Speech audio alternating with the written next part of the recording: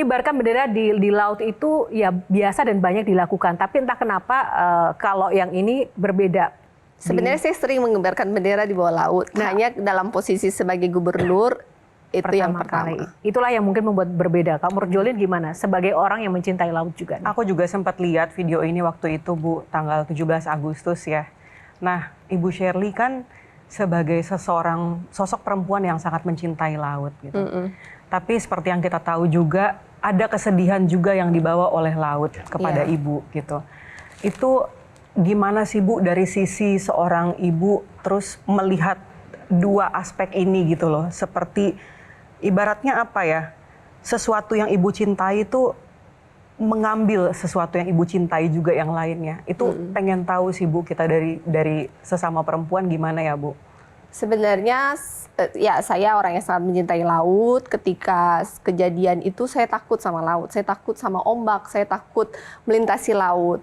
Sedangkan pada masa kampanye pun saya harus melintasi laut. Jadi pertama kali saya harus melawan rasa takut saya itu waktu debat kandidat pertama. Saya harus di ibu kota, which is itu Sofifi, saya harus nyebrang. Saya bawa anak-anak saya, kita pindah ke kapal yang kecil sehingga saya bisa memastikan tidak ada yang menaruh apapun di situ. Dan selama 1 jam itu takut adalah skenario terburuk selalu muncul dalam pikiranku bahwa kapal bisa tiba-tiba meledak dan berbagai macam. Tapi rasa takut itu terus saya lawan. Kemudian makin ke hari rasa takut itu semakin berkurang. Itu berapa lama Bu kalau boleh tahu trauma overcome traumanya? Trauma itu tidak pernah hilang. Hanya kemudian setiap kali trauma itu datang, saya memilih untuk melawan rasa trauma dan rasa takut itu. Sampai dengan hari ini. Bahkan waktu pengibaran bendera pun, adalah segala skema ketakutan yang muncul setiap kali mau turun tuh ada aja halusinasi yang ada di otak saya. Tapi saya selalu melawannya. Bahkan ketika ini pun saya pas mau caption nulis, saya merasa bahwa ini suatu message bahwa di hari kemerdekaan ini saya pengen merdeka dari rasa takut. Ini sangat filosofis. Rasa takut itu sebaiknya dilawan atau dilupakan? Saya memilih untuk melawannya karena kalau dilupakan itu tidak selesai.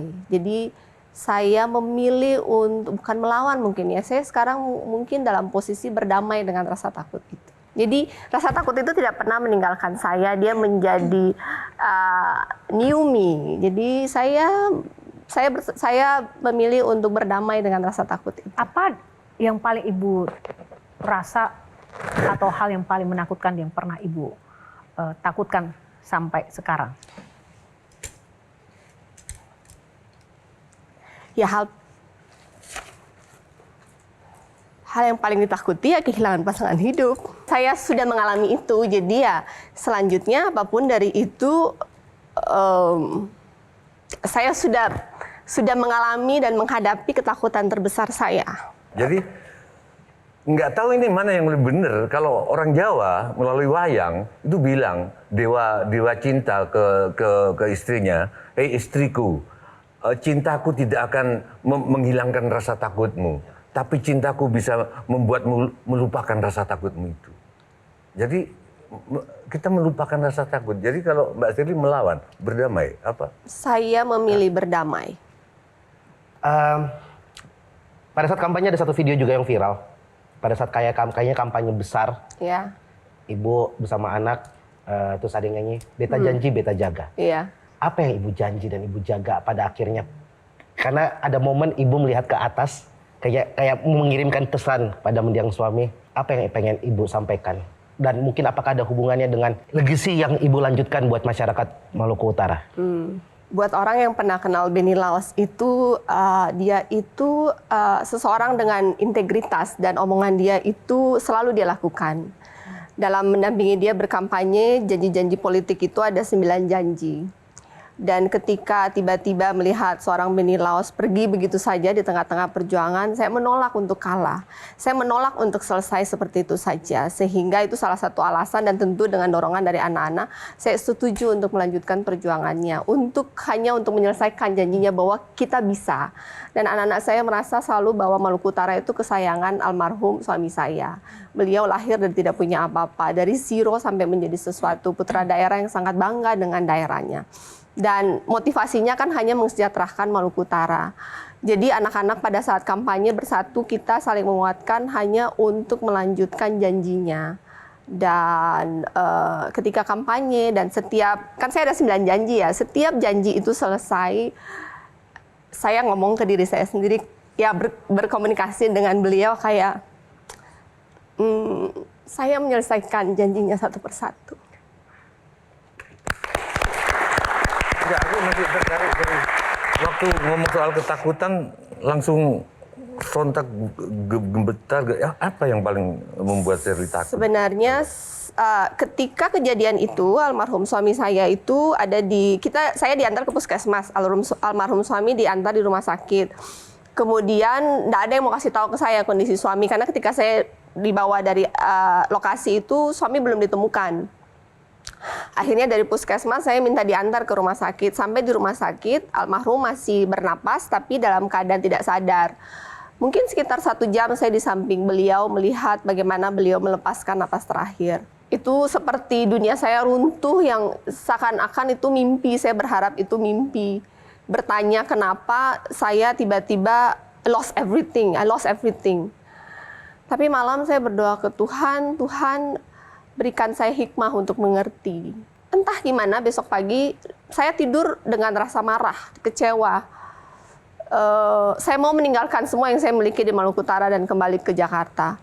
Tapi besok paginya saya bangun lebih tenang. Terus ketika kita diantar dari rumah pakai ambulans, naik helikopter, di helikopter saya melihat suamiku dengan terpal di helikopter. Saya pun tidur karena ini saya kelepas, jadi saya nggak bisa berdiri. Kemudian saya menyadari dalam perjalanan 1 jam ke Luwuk, seperti yang tadi Mbak Yohana katakan, almarhum adalah kepala daerah dengan kekayaan terbesar. Itu punya almarhum, bukan punya saya yang diwariskan. Tapi kemudian hari ini almarhum hanya dengan terpal. Saya bahkan semua dari badan saya ini bukan milik saya. Kita bisa duduk di helikopter itu dibantu sama orang lain. Jadi apa yang kita miliki di dunia ini tuh semua akan hilang begitu saja. Tidak peduli betapa kaya, betapa hebat, pada akhirnya kita tidak memiliki apapun.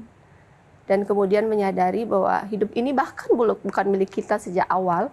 Ini milik Tuhan, takdir yang terjadi ke almarhum suami saya, semua milik Tuhan. Jadi saya memilih untuk menerima dan berdamai dengan takdir ini, karena siapa saya untuk bertanya kenapa? Karena dari awal ini bukan milik saya. Sebelum kita lanjutkan, saya ingin menampilkan sebuah video yang mungkin sedikit mengingatkan kita kepada sosok Pak Benny Laus ya. Engkau dan aku bagaikan doa yang mengikat dalam setiap langkahku, namamu ku sebut. Menyentuh hati ya Bu, betapa mungkin cinta itu mengalahkan segalanya. Mungkin tadi Ibu menyampaikan saya ingin melanjutkan janji-janji suami, tapi di satu sisi hal yang lain ada sebuah pembelajaran tentang cinta kasih yang menguatkan Ibu sebagai seorang wanita yang harus kehilangan pasangan hidup, menghadapi tantangan kehidupan politik yang juga tidak mudah begitu. Apa sih hal konkret yang dipegang dari pesan almarhum kepada Ibu yang membuat Ibu tuh benar-benar bisa menjadi pribadi yang tough, karena pasangan hidup itu adalah sebuah energi tersendiri bagi seseorang begitu. Kita daerah yang kaya tetapi masih, mohon maaf, pelayanan dasar. Bukti kejadian yang terjadi di almarhum, saya tidak menyalahkan siapapun. Tapi beliau itu masih napas sekian jam dari kejadian hanya karena tidak punya fasilitas kesehatan yang baik, sehingga akhirnya nyawa harus hilang begitu saja. Bahwa itu adalah takdir, ya saya menerima itu takdir. Tapi kemudian waktu itu ada rasa marah. Bagaimana kabupaten 10 tahun fasilitas, tidak punya oksigen, tidak punya alat picu jantung. Kalau seandainya rumah sakit ini pelayanan, fasilitas kesehatannya baik, mungkin ini bisa dihindarkan. Dan yang seperti saya ini banyak kejadian setiap hari. Sebelumnya ada yang melahirkan, meninggal, jatuh dari motor, operasi, tidak bersih, tidak steril, infeksi, meninggal. Ada staf saya juga luka, dia harus dijahit tanpa obat bius. Negara harus hadir. Ibu merasa negara selama ini tidak hadir?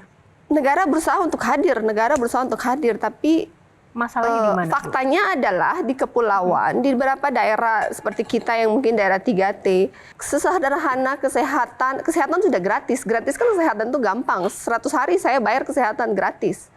Tetapi peningkatan pelayanan, pemenuhan fasilitas itu butuh waktu dan butuh komitmen dari orang yang peduli, yang punya otoritas untuk memastikan bahwa pelayanan kesehatan yang berkualitas itu memang ada turun sampai di daerah, bahwa mereka yang di daerah itu mendapatkan akses pelayanan kesehatan yang sama dengan mereka di kota. Tapi saya bersyukur dengan Pak Presiden, Pak Menteri Kesehatan yang sekarang sangat berkomitmen untuk menghadirkan itu. Jadi di Taliabu, di Bobong itu, setelah saya dilantik berapa bulan, ada langsung peletakan batu pertama rumah sakit tipe C lengkap dengan semua fasilitas dan sekarang sedang dibangun, mudah-mudahan tahun depan sudah jadi. Mungkin Indonesia itu besar. Kadang mungkin dengan kita bersuara terdengar, pusat bisa membantu. Kayaknya sih Mbak kalau dengan konsep emak-emak ketakutan Mbak tadi tuh bisa kepatahkan karena cuma emak-emak yang bisa ngerti mau belok kanan sen ke kiri. Jelajahi cara baru mendapatkan informasi. Download Metro TV Extend sekarang.